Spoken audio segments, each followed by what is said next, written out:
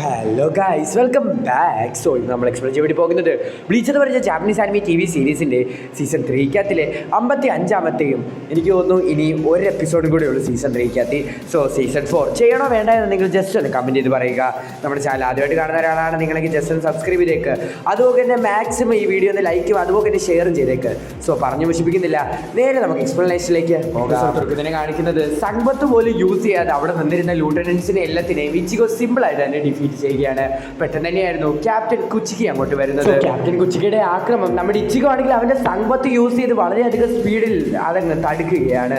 So നമ്മുടെ captain കുച്ചിക്കിക്ക് പോലും അത് വിശ്വസിക്കാൻ വേണ്ടി സാധിക്കുന്നില്ല. ക്യാപ്റ്റൻ ബാക്കിയോയ്ക്ക് മനസ്സിലാകുകയാണ് ഇച്ചിഗോ ഇപ്പൊ ഒരു ക്യാപ്റ്റൻ ലെവൽ പവർ ഉള്ള ഒരാളാണ്. ബാക്കിയ ചോദിക്കുകയാണ്, ഹേ ഇച്ചിഗോ, നീ എന്തിനു വേണ്ടിയാണ് റൂക്കിയനെ ഇത്രയ്ക്ക് രക്ഷപ്പെടുത്താൻ വേണ്ടി ഇങ്ങനെ നിൽക്കുന്നത്? റൂക്കിയ ഒരു ക്രിമിനലാണ്, അവൾ തെറ്റ് ചെയ്തു, അതുകൊണ്ടാണ് അവൾക്ക് ശിക്ഷ ലഭിക്കുന്നത്. കേട്ടാൽ നമ്മുടെ ഇച്ചിഗോ പറയുകയാണ്, ഹേ ബാക്കിയ, നീ അവൻ്റെ ചേട്ടനല്ലേ, എന്നിട്ട് സ്വന്തം സിസ്റ്ററിനെ നീ എന്തിനാണ് കൊലയ്ക്ക് കൊടുക്കുന്നത്?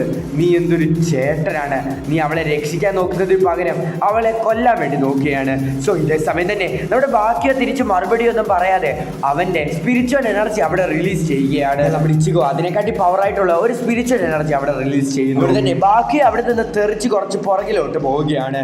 എന്നിട്ട് ബാക്കി പറയുകയാണ്, ഇനി ഒരു വഴിയേ ഉള്ളൂ, ഞാൻ എന്തൊക്കെ സംഭവിച്ചാലും റൂക്കി എന്നെ റീക്യാപ്ചർ ചെയ്തിരിക്കും, എന്തൊക്കെ സംഭവിച്ചാലും ഒരു ക്രിമിനലിനെ ഞാൻ വെറുതെ വിടത്തില്ലെന്ന് പറയുകയാണ് നമ്മുടെ ബാക്കിയ കുച്ചിക്ക്. സോ ഇത് കേട്ട നമ്മുടെ ഇച്ചിഗോയ്ക്ക് ഇവൻ ഒരിക്കലും മാറത്തില്ല, ഇവൻ അവളുടെ ചേട്ടൻ തന്നെയാണോ എന്നൊന്ന് മനസ്സിൽ വിചാരിക്കുന്നു. പിന്നീട് അവർ രണ്ടുപേരും ഫൈറ്റ് ചെയ്യാൻ വേണ്ടി വീണ്ടും റെഡി ആകുകയാണ്. ബാക്കിയ ഓടി വരുന്നുണ്ട്. പിന്നീട് കാണിക്കുന്നത് റൂക്കിനെ അവിടെ നിന്ന് രക്ഷപ്പെടുത്തിക്കൊണ്ട് വന്ന നമ്മുടെ രഞ്ജിനെയാണ്. സോ നമ്മുടെ രഞ്ജിയോട് റൂക്കിയ പറയുകയാണ്, നീ എന്നെ ഇവിടെ ഇറക്കി വിട്ടിട്ട് നീ എങ്ങനെയെങ്കിലും പോയി ആ ഇച്ചിഗോനെ ഒന്ന് സഹായിക്കുക, എൻ്റെ ബ്രദറായിട്ടുള്ള കുച്ചിക്കിൻ്റെ അടുത്ത് പിടിച്ചു നിൽക്കാൻ വേണ്ടി സാധിക്കുന്നില്ല. സോ ഇത് കേട്ടാൽ നമ്മുടെ രഞ്ജി പറയുകയാണ്, ഹേ റൂക്യ, അങ്ങനല്ല, ഇച്ചിഗോ ഇപ്പൊ പണ്ടത്തേനെ പോലല്ല, അവൻ ഒരുപാടധികം പവർഫുൾ ആണ്, അവൻ എന്തൊക്കെ സംഭവിച്ചാലും എന്തൊക്കെ നടന്നാലും അവൻ ഉറപ്പായിട്ടും ബാക്കിയ കുച്ചിക്കിനെ ഡിഫീറ്റ് ചെയ്ത് അവൻ ഉറപ്പായിട്ടും വിജയിക്കും എന്ന് പറയുകയാണ് നമ്മുടെ രഞ്ജി. സോ പിന്നീട് കാണിക്കുന്നത് നമ്മുടെ ക്യാപ്റ്റൻ ലുക്കിറ്റാക്കിനെ സപ്പോർട്ട് ചെയ്യാൻ വേണ്ടി കുറച്ചും കൂടെ ലൂട്ടനൻസ് അങ്ങോട്ട് വരുന്നു.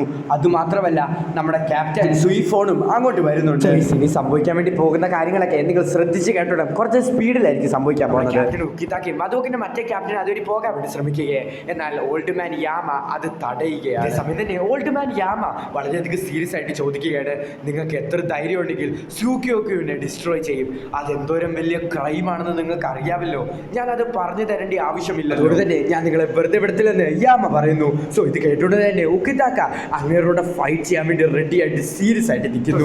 തന്നെ ഏറ്റവും സ്ട്രോങ്സ്റ്റ് ആയിട്ടുള്ള ആളുടെ കൂടെ ഫൈറ്റ് ചെയ്യാൻ വേണ്ടി ഉക്കിതാക്ക റെഡി ആകുന്നു. അങ്ങനെ തന്നെയായിരുന്നു നമ്മുടെ ക്യൂറാക്കു ഉക്കിതാക്കനെ പിടിച്ച് വലിച്ചുകൊണ്ട് ആ ഹില്ലിന്റെ മണ്ടയ്ക്ക് ഒന്ന് താഴേക്ക് ചാടുന്നത്. സോ കൂടെ നമ്മുടെ നനായോയും വരുന്നുണ്ട്. സബോർഡിനേറ്റ് മേളിലുള്ള കാര്യം ഉക്കിതാക്ക പറയുന്നു. സോ ഇത് കേട്ട ക്യൂറാക്കു പറയുകയാണ്, ഒരു കാരണവശാലും പേടിക്കണ്ട, അവനെ രക്ഷിക്കാൻ അവന്റെ ഒരു സുഹൃത്ത് ഉറപ്പായിട്ടും അവിടെ വരും. അതിനെക്കുറിച്ചൊന്നും ചിന്തിക്കാതെ നമ്മുടെ ബാറ്റിലിനെ കുറിച്ച് ചിന്തിച്ചോ. നമ്മളിപ്പം ഓൾഡ് മാൻ യാമയുടെ കൂടെ ഫൈറ്റ് ചെയ്യണം. അങ്ങനെയാണ് സോൾ സൊസൈറ്റിയിൽ തന്നെ ഏറ്റവും പവർഫുൾ ആയിട്ടുള്ള ഒരു ക്യാപ്റ്റൻ കാണിക്കുന്നത്. ക്യാപ്റ്റൻ സുയിഫോൺ ആണെങ്കിൽ ഉക്കിതാക്കയുടെ സബോർഡിനേറ്റിനെ ടോർച്ചർ ചെയ്തുകൊണ്ടിരിക്കുകയാണ്. കാലൊക്കെ ചെസ്റ്റിന്റെ ഭാഗത്ത് വെച്ചിട്ട് ഇങ്ങനെ പിടിച്ചു നിൽക്കുകയാണ്.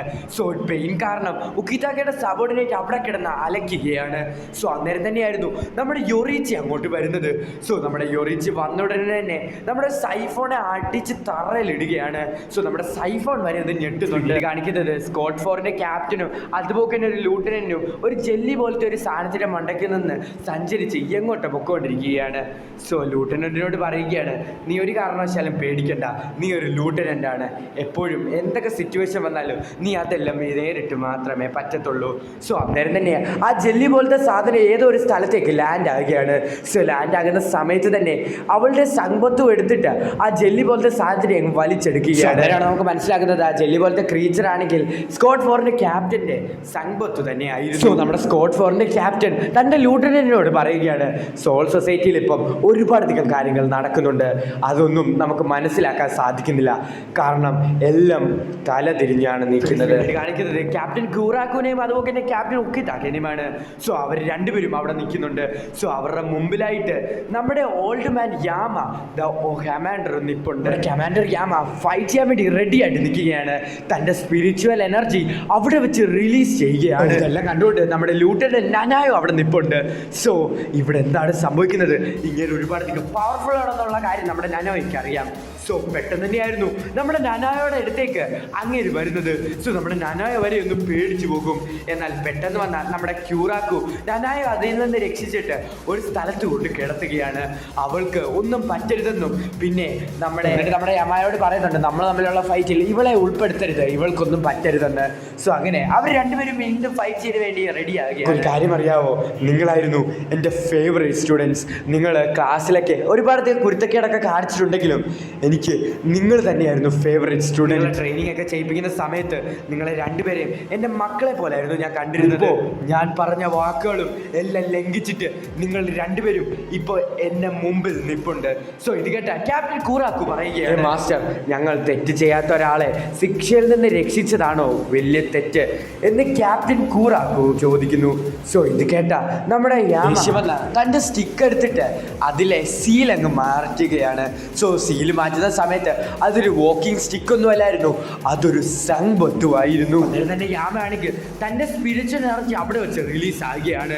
ഒരുപാടധികം സ്പിരിച്വൽ എനർജി ഒന്നിച്ച് തന്നെ റിലീസ് ആക്കുന്നു. ഞാൻ നിങ്ങളോട് നേരത്തെ പറഞ്ഞതുപോലെ തന്നെ ഇങ്ങനെയാണ് സോൾ സൊസൈറ്റിയിൽ തന്നെ ഏറ്റവും പവർഫുൾ ആയിട്ടുള്ള ഒരു സോൾ റിപ്പർ. സോ ഇങ്ങേരിപ്പം രണ്ട് സ്ക്വാഡ് ക്യാപ്റ്റൻ്റെ കൂടെ ഫൈറ്റ് ചെയ്യാൻ വേണ്ടി റെഡി ആയിട്ട് നിൽക്കുകയാണ്.